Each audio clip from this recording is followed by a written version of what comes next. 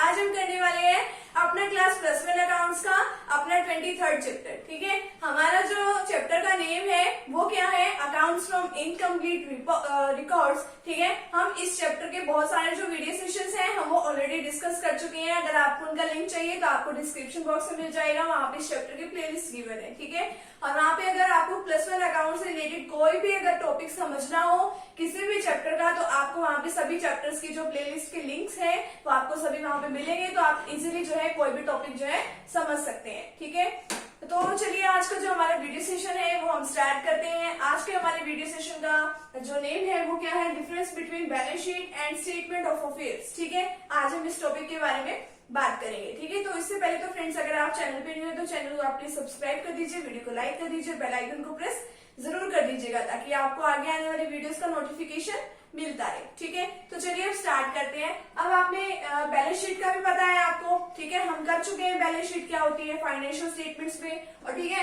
हम statement of affairs के बारे में भी कर चुके हैं कि स्टेटमेंट ऑफ अफेयर्स क्या होते हैं, किस तरीके से निकलता है। आपको पता है कि आप इसमें स्टेटमेंट ऑफ अफेयर्स बनाते हैं जो बैलेंस शीट की तरह ही होता है, बट बैलेंस शीट नहीं होती वो एग्जैक्ट। ठीक है, और उसको बनाते क्यों है, ताकि हमें अपनी ओपनिंग या क्लोजिंग कैपिटल का उसमें पता चल जाता है, हम वो इसलिए बनाते हैं। ठीक है, अब देखिए बैलेंस शीट। बैलेंस शीट में आपको पता है कि जब भी आप बैलेंस शीट बनाते हो तो आपको लायबिलिटी साइड का टोटल और आपके एसेट साइड का टोटल, दोनों ही साइडों का टोटल क्या होता है, इक्वल आता है। ठीक है, आपकी अर्थमेटिकल एक्यूरेसी जो है वो बिल्कुल सही होती है। क्यों? क्योंकि जो हमारा ये बैलेंस शीट होती है वो क्या होती है, ट्रायल बैलेंस पर बेस्ड होती है। आपको पता है ट्रायल बैलेंस का भी टोटल दोनों साइडों का मैच करता है।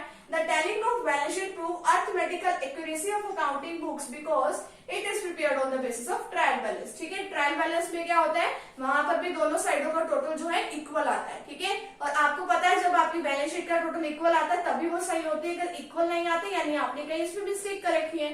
अब ये देखिए जो स्टेटमेंट ऑफ अफेयर्स है, ठीक है, वो कभी भी अर्थमेटिकल जो एक्यूरेसी जो है अकाउंटिंग बुक्स की कभी भी प्रूफ नहीं करती। ठीक है, क्यों नहीं करती, क्योंकि ट्रायल बैलेंस पर बेस नहीं होता। अब आपको पता है कि इसके अंदर कुछ ही तो आइटम्स हम रिकॉर्ड करते हैं। ठीक है, सारी जो बुक्स ऑफ अकाउंट्स हम इसके अंदर बनाते भी नहीं है। ठीक है, ना ही स्टार्टिंग से हम इसकी सारी रिकॉर्डिंग करते हैं। रिकॉर्डिंग मतलब कि डबल एंट्री सिस्टम पर बेस्ड नहीं होती, तो इसलिए कुछ ही आइटम्स इसके अंदर रिकॉर्ड की जाती है। कोई डेबिट साइड में कर ली, कोई क्रेडिट साइड में कर ली, यानी डबल एंट्री सिस्टम पर सही से बेस्ड नहीं होता, तो इसमें ट्रायल बैलेंस भी नहीं बनता। और ट्रायल बैलेंस ना बनने की वजह से कभी भी इसका टोटल जो इक्वल नहीं आता, हमेशा कम आता है। ठीक है, मतलब एक साइड का कम आता है और एक साइड का ज्यादा आता है। जो भी डिफरेंस है हम उसको कैपिटल लेट कर लेते हैं। ठीक है, और अगर आपने अभी तक वो वाली वीडियो नहीं देखी है स्टेटमेंट ऑफ अफेयर्स की तो उसका भी लिंक आपको वहीं पे मिलेगा डिस्क्रिप्शन बॉक्स में। अब नेक्स्ट देखिए value of assets and liabilities. अब बैलेंस शीट में आपको पता है कि आपको असेट्स और लायबिलिटीज की वैल्यू पता चल जाती है। जितनी एग्जैक्ट वैल्यू होती है वो आपको एक्चुअल वैल्यू पता चल जाती है। इसमें क्या होता है, आपको एक्चुअल वैल्यू नहीं पता चलती,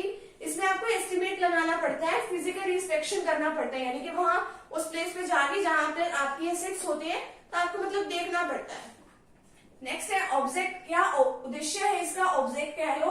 ठीक है, इससे हमें अपने बिजनेस की फाइनेंशियल पोजीशन के बारे में पता चल जाता है। ये पता चलता है कि हमारा बिजनेस कैसा चल रहा है, कितनी एसेट्स है, ठीक है, कितना हमें किसी से लेना है, या कितनी हमारे पास कैश है, या फिर कितनी हमारे पास कैपिटल है, लायबिलिटीज कितनी है, कितने क्रेडिटर्स है, इन सब के बारे में पता चल जाता है। और इसका क्या ऑब्जेक्ट रहता है कि कैपिटल निकालेगा। मैंने आपको बताया ना, हो सकता है कि एसेट साइड का टोटल आपका ज्यादा आ जाए बट आपका लायबिलिटी साइड का टोटल कम हो, तो उसको हम क्या लेट कर लेते हैं, लायबिलिटी साइड में आपकी क्या होती है, कैपिटल होती है, तो हम कैपिटल लेट कर लेते हैं। वो उसमें स्टेटमेंट ऑफ अफेयर्स में मैंने ये सब कुछ डिस्क्राइब कर रखा है कि किस तरीके से कैपिटल निकलती है। नेक्स्ट है आपकी रिलायबिलिटी।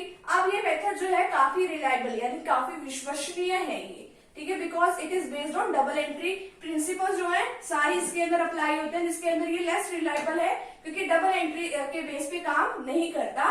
और क्या होता है, because it is based on incomplete record of ends estimate. ठीक है, एस्टिमेट्स पर ही बेस्ड होता है, सिंगल एंट्री सिस्टम पर और हमारे एस्टिमेशन पर। इनकम्प्लीट रिकॉर्ड्स का मैंने आपको बता रखा है, इनकम्प्लीट्स वो होते हैं रिकॉर्ड्स जो आपके डबल एंट्री सिस्टम के प्रिंसिपल के बेसिस पे काम नहीं करते। नेक्स्ट और लास्ट पॉइंट है आपका ओमिशन ऑफ एन असेट्स और लायबिलिटी। अगर मान लो आपकी कोई भी गलती से रह जाती है एसेट्स और लायबिलिटी को रिकॉर्ड करना, तो आप इजीली फाइंड आउट कर सकते हो। कैसे? क्योंकि आपको पता है कि दोनों साइडों का टोटल इक्वल आता है, तो आपकी बैलेंस शीट टैली नहीं करेगी। और इसमें तो आप चाह कर भी नहीं ढूंढ सकते, ठीक है, कि अगर कोई मिस्टेक रहेगी, क्योंकि आप तो वैसे भी इसमें लेट कर लेते हो कैपिटल को।